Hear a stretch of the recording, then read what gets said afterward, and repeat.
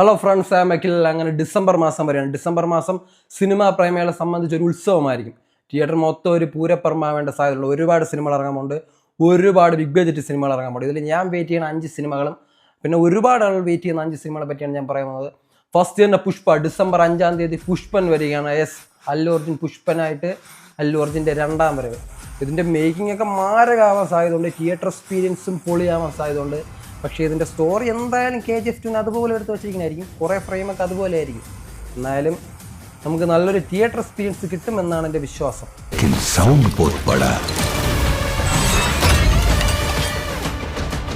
പുഷ്പ എന്നത് ഒരു പേരല്ല, പുഷ്പ ഒരു ബ്രാൻഡാ. പുഷ്പന്റെ ഭാര്യ ശ്രീവള്ളി പറഞ്ഞിരിക്കുന്നത് പുഷ്പ എന്ന് പറയുന്നത് ഒരു പേരല്ല, അതൊരു ബ്രാൻഡാണെന്നൊക്കെയാണ്. എന്തായാലും ഡിസംബർ 5-ാം തീയതി നമുക്ക് നേരിട്ടറിയാം. അടുത്തതായിട്ട് പറയാനുള്ള മാർക്കോ ആണ്. ഡിസംബർ 20-ാം തീയതി മാർക്കോ റിലീസാവുകയാണ്.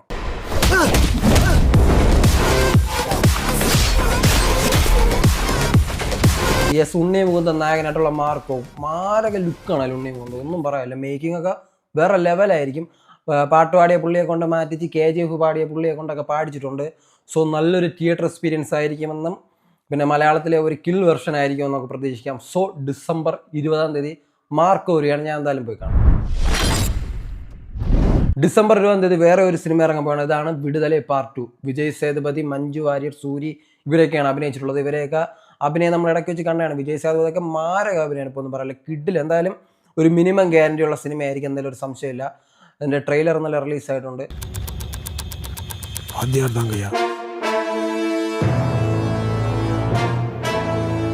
தத்துவமில்லாத தலைவர்கள் ரசிகர் மட்டும்தான் உருவாக்குவாங்க. அது முன்னேற்றத்துக்கு வழிவகுக்காது. എനിക്ക് ഇഷ്ടപ്പെട്ട്. എന്തായാലും കാണാൻ പോകാൻ പറ്റുമോ അറിയത്തില്ല. അന്ന് മാർക്കോ റിലീസാണ്. സോ നമുക്ക് കണ്ടറിയാം വിടുതലെ പാർട്ട് 2 എന്താവുമെന്ന്. അങ്ങനെ കുറേ കാലങ്ങളായിട്ട് മോഹൻലാൽ ഫാൻസുകാർ കാത്തിരിക്കുന്ന ബെറോസ്, മോഹൻലാലിൻ്റെ ബെറോസ് എന്ന് പറഞ്ഞ സിനിമ ഡിസംബർ 25-ാം തീയതി റിലീസാവണം. എന്തായാലും കണ്ടറിയാം. ഇതിൻ്റെ ട്രെയിലറിലുള്ള 3D വെർഷനൊക്കെ നല്ല ക്വാളിറ്റി ഉള്ളതായിട്ടാണ് ഫീൽ ചെയ്തിട്ടുള്ളത്. എന്തായാലും മലയാള സിനിമയുടെ തന്നെ ഒരു നമ്പർ 1 3D മൂവി ആയിരിക്കും എന്നാണ് എനിക്ക് തോന്നുന്നത്. പക്ഷേ സ്റ്റോറി ബേസ് എങ്ങനെയാണെന്ന് എനിക്കറിയില്ല. കൂടുതലും കുട്ടികളെയായിരിക്കും ഈ സിനിമ ആകർഷിക്കുന്നത്.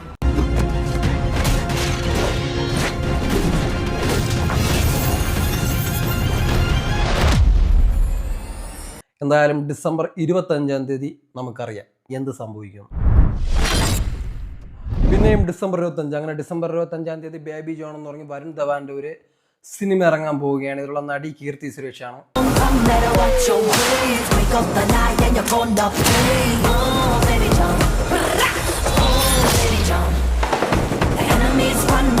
നിങ്ങളിപ്പോൾ കണ്ടല്ലോ ആ സെയിം സാധനം. അതായത് തെറി സിനിമയുടെ ഹിന്ദിയാണത്. 2016 വിജയ് അഭിനയിച്ച് ഹിറ്റാക്കിയ തെറി സിനിമയുടെ ഹിന്ദിയാണ്.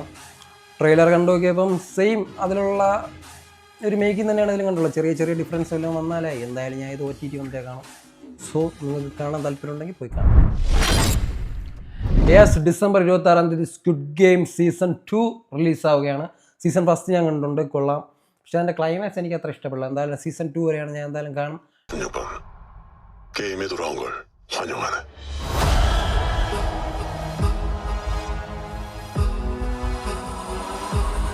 ഡിസംബർ 26-ാം തീയതിയാണ് ഇന്ത്യയിൽ റിലീസ്. സോ നെറ്റ്ഫ്ലിക്സിൽ അവൈലബിൾ ആയിരിക്കും, ടെലിഗ്രാമിൽ അവൈലബിൾ ആയിരിക്കും. നിങ്ങൾക്ക് ടെലിഗ്രാമിൽ കയറി കാണാം. Okay, by.